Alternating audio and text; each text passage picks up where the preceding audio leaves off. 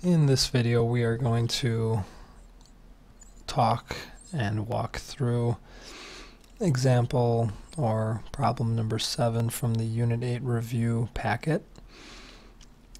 It asks us to find the volume of the solid created when the region between f, g, and x equals 0 is revolved around each line.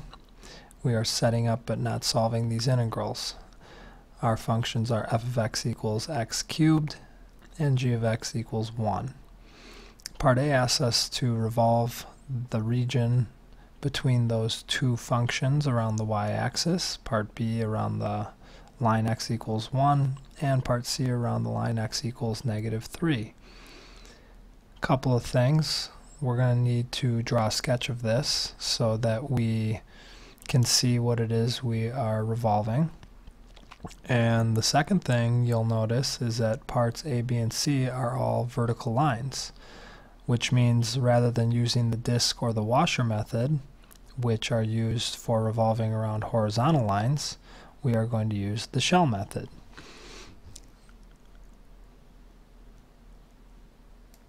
The formula for volume by shell method is based on a different geometric formula than the formula from the disk and washer method. So rather than using the geometric formula pi r squared times height, we are using the geometric formula 2 pi r times the height times the width, because our shapes are shells, not washers or disks.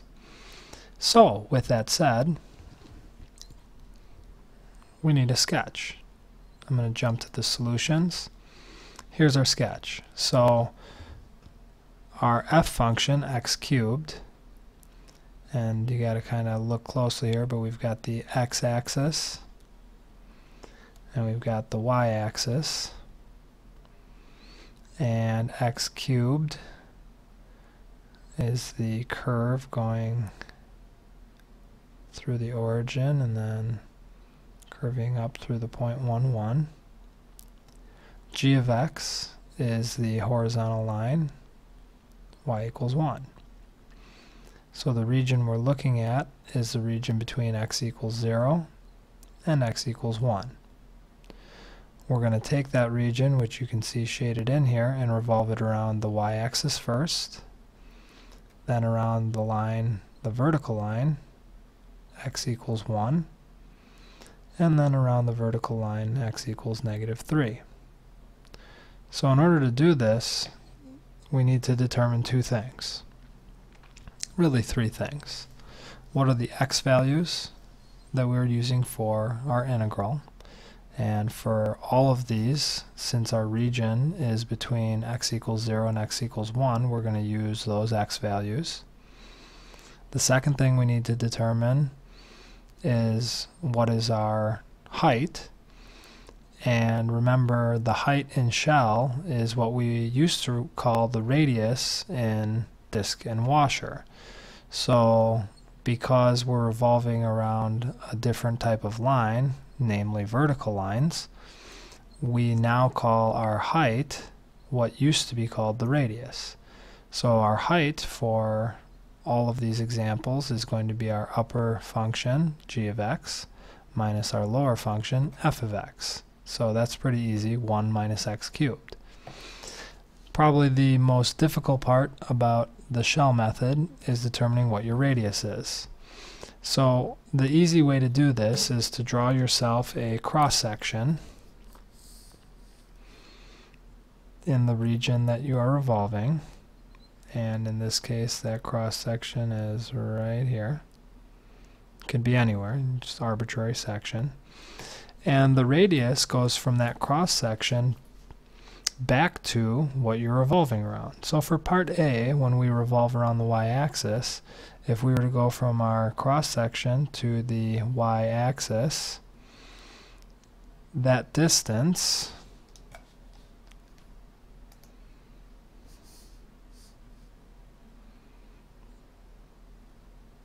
right there is our radius.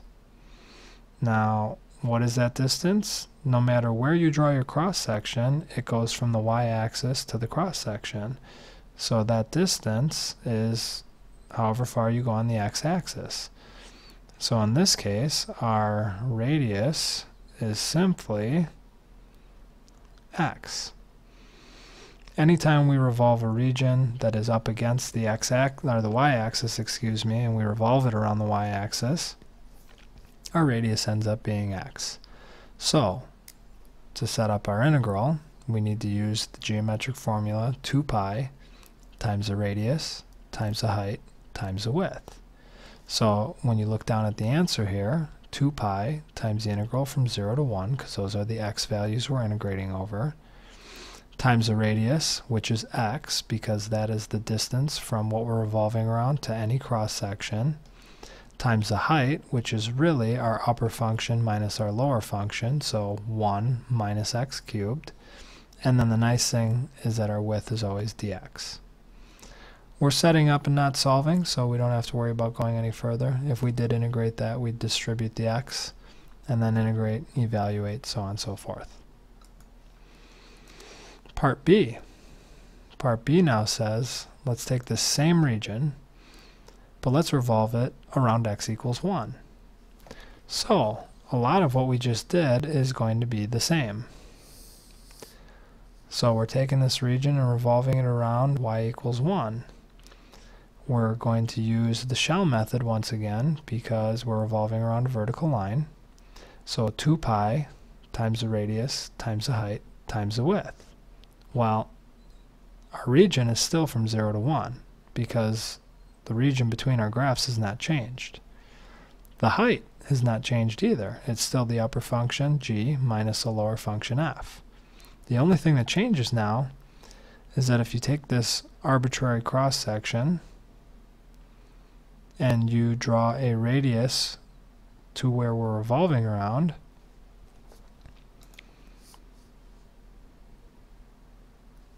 we can't just call it x anymore. Now you might say, why not? Well, remember, x is defined as from the y-axis to the right. So from the y-axis to our cross-section, that is x. From the y-axis to where we're revolving around in this problem is a distance of 1 because we're going from x equals 0 to x equals 1. So what is our radius in this case? Well, if from the y-axis to what we're revolving around is 1, and from the y-axis to our cross-section is x, then this region is 1 minus x. So the integral that we would set up is 2 pi times the integral from 0 to 1 times our radius, 1 minus x, times our height, 1 minus x cubed, times our width, dx.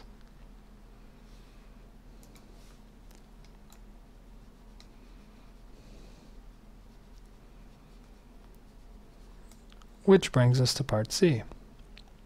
Part C, we're taking that same region, and now we're revolving it around x equals -3.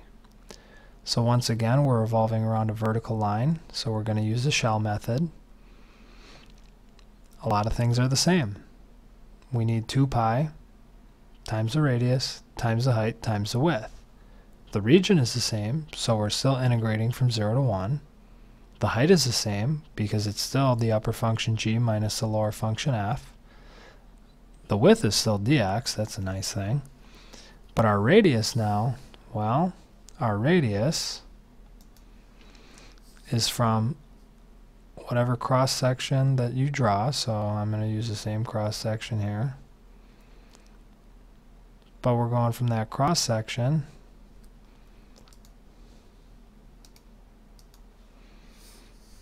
all the way to the axis we're revolving around.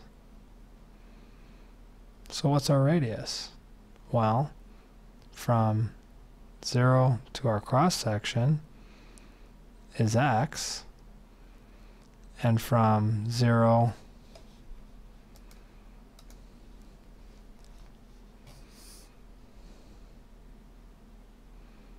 to -3, even though we're going backwards, that distance is still 3.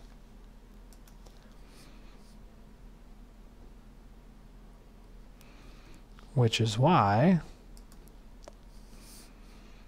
our radius is 3 plus x.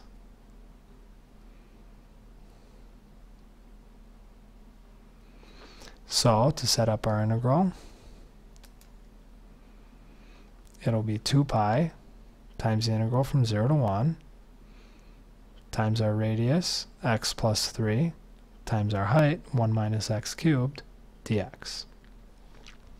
I'm going to do number 8 right away because number 8 involves the same region, except we're not doing revolutions, we are doing cross-sections.